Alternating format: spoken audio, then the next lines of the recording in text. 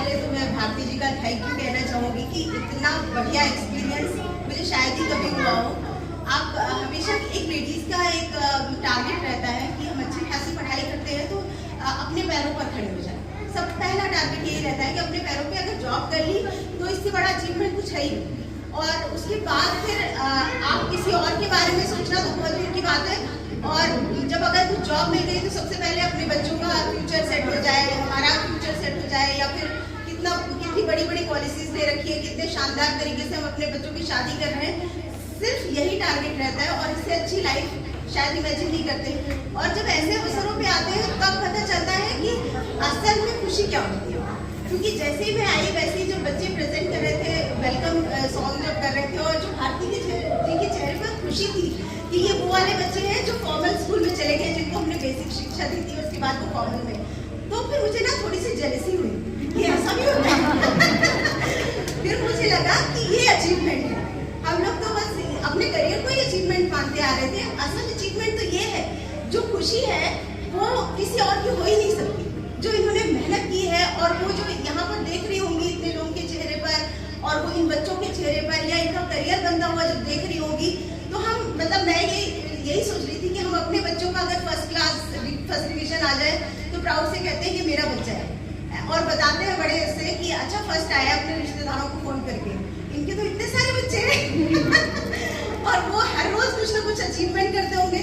तो मुझे तो बड़ा मतलब बहुत मजा आया। मुझे ऐसा लग रहा है कि ऐसी खुशियाँ होती हैं। और फिर बाद में भारती जी ने जैसे बताया कि था मेरी ऐसे इनको और यार बात की थी मैंने, तो मुझे ऐसा लगा कि इनको तो कम से कम ऐसे लोगों को 1-8 घंटे शो के लिए तो जरूर बुलाना चाहिए, और स्टूडियो में बुला के बाकायदा इंटरव्यू करना चाहिए, और उनकी फीलिंग्स जानना चाहिए कि कैसे उन्होंने मतलब अपनी चलती हुई जॉब छोड़ दी, उसके बाद वेल सेटल्ड घर से इनको जरूरत क्या है अपने। और अब मैं देख रही हूँ कि बड़े बड़े घरों में अच्छी खासी पढ़ी लिखी लेडीज वो ये सोचती हैं कि मतलब छोटी छोटी चीजें कि हमें ये रोक टोक है, ये चीज है, इस वजह से हम नहीं कर सकते, वो रोती रहेंगी लेकिन आगे नहीं आएंगी। लेकिन मैंने ये देखा कि इतनी सारी हर्डल्स हो तो जिनको आगे आना होता है वो आगे ही रहेंगे। और उसके बाद फिर परिवार को मनाना तो बहुत छोटी सी बात है। जब इतने लोग को मना लिया, सोसाइटी को मना लिया, मेट को मना लिया, उनके बच्चों को मना लिया, फिर परिवार क्या चीज हो, तो फिर भी थोड़ा पढ़े लिखे होते हैं। तो मुझे बहुत मतलब इंस्पिरेशन मिल रही है, और मुझे लग रहा है कि आपकी कहानी पहुंचनी चाहिए लोगों को। आप जैसे लोगों की कहानी बहुत सारे लोगों तक जानी चाहिए।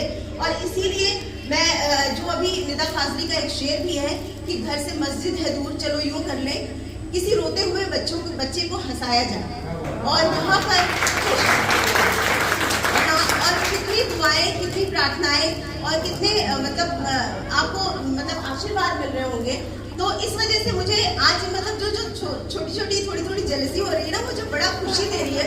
मुझे लग रहा है कुछ तो चेंज मेरे अंदर भी बहुत ज्यादा आने वाला है। बबीता मैम से मैं एक चीज रिक्वेस्ट करना चाहती हूँ, क्योंकि पीछे हमारे जो वॉलेंटियर्स हैं उनकी डिमांड आई है। मैम वॉइस ओवर बहुत अच्छा करती है, तो प्लीज हमें कुछ बताइए कुछ। अरे वॉइस ओवर करने के लिए तो वो टेक्निक होती है कि मतलब जिस पर्पस के लिए आपको वॉइस ओवर करना है उसी हिसाब से आप कर सकते हैं। लेकिन मुझे अभी मुझे समझ ही नहीं आ रहा है